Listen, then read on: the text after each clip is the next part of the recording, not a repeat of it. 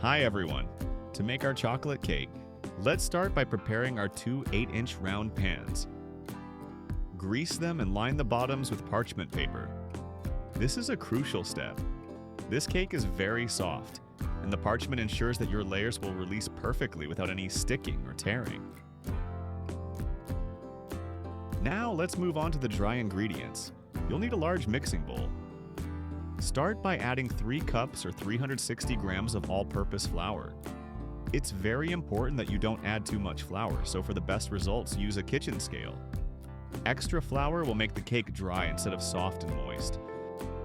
For the cocoa powder, it's important to sift it first because it tends to clump up in the bag and we want a perfectly smooth batter. We are adding half a cup or 50 grams of cocoa powder. Today I'm using Dutch processed cocoa powder, but you can use natural as well. Next, add in 2 teaspoons of baking soda. The baking soda needs an acid to react to and will later react with the vinegar to give us a beautiful airy lift. And 1 teaspoon of salt. The salt helps balance the sweetness and brings out the chocolate flavor. Give those dry ingredients a good whisk until the color is uniform and there are no streaks of white flour left. If we want the cake to rise evenly, it's important that all the ingredients are evenly distributed.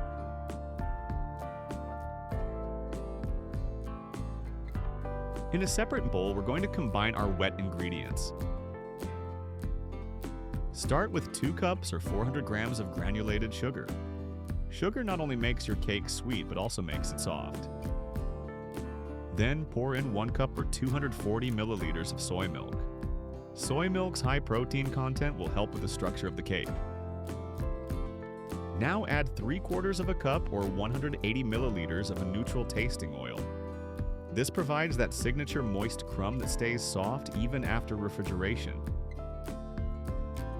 Add 2 tablespoons of white vinegar. And don't worry, you won't taste it. The acid in the vinegar reacts with the baking soda, making the cake light and airy. Finally, stir in 1 tablespoon of vanilla extract. Whisk this mixture until the sugar begins to dissolve and everything is well emulsified. Pour your wet mixture into the dry one. For even more chocolate flavor, carefully pour in 1 cup or 240 milliliters of boiling water or hot coffee. The coffee doesn't make the cake taste like this. Instead, it blooms the cocoa powder, drawing out the intensity of the chocolate. Mix everything together only until just combined. I prefer using a spatula so I can fold the batter to make sure I don't overmix it. Overmixing at this stage will develop the gluten in the flour and lead to a tough, gummy cake. Divide it evenly between your 2 prepared pans. If you want to be precise, you can use a kitchen scale to make sure each pan has exactly the same amount of batter.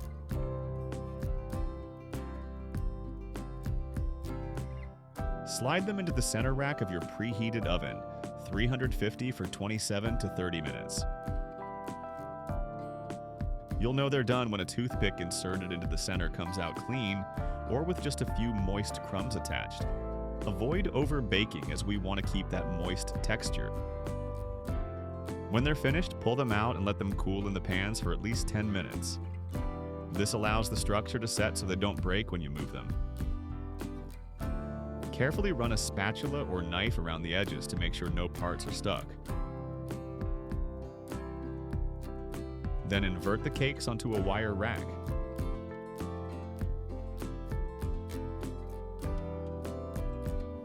Peel off the parchment paper and let them cool completely. This is very important. If the cakes are even slightly warm, your frosting will melt, and the cake is more likely to tear when spreading the frosting. While the cakes are cooling, let's make the chocolate buttercream frosting. Start by sifting the cocoa powder and powdered sugar. No one wants a frosting with lumps in it.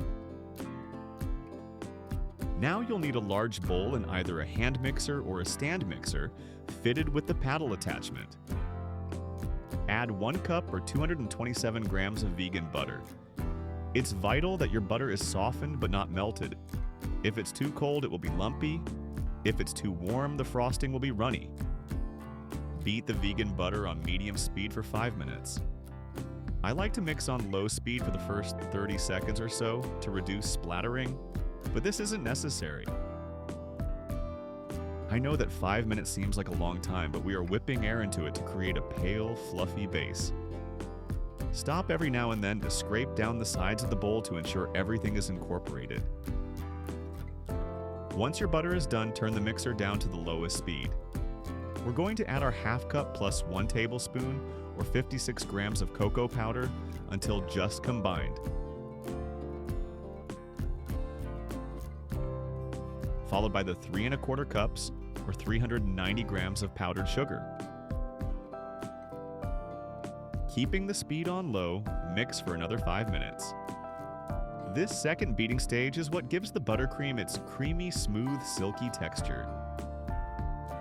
Add these gradually, about 1 cup at a time.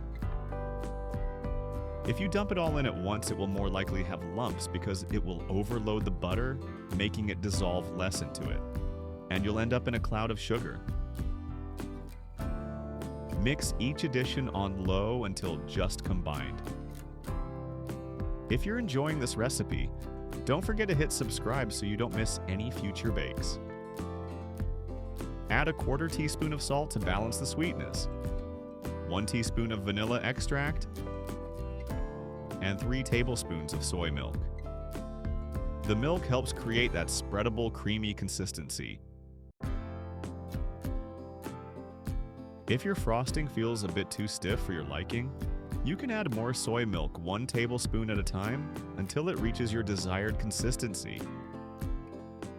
It should be thick enough to hold its shape, but soft enough to spread over the cake without it tearing. Once your cake layers are completely cool, place your first layer onto a cake stand or a serving plate. Take about 1 cup of your chocolate buttercream and dollop it right into the center of the first layer. Using an offset spatula, spread the frosting out to the edge in an even, smooth layer. Carefully place the second cake layer on top with the bottom side up. This gives you a perfectly flat surface to work with on the top of the cake. Take the remaining frosting and apply it all over the top and the sides. You can make it perfectly smooth for a modern look, or use an offset spatula or back of a spoon to create rustic, beautiful swirls and swoops. You can decorate this cake however you'd like.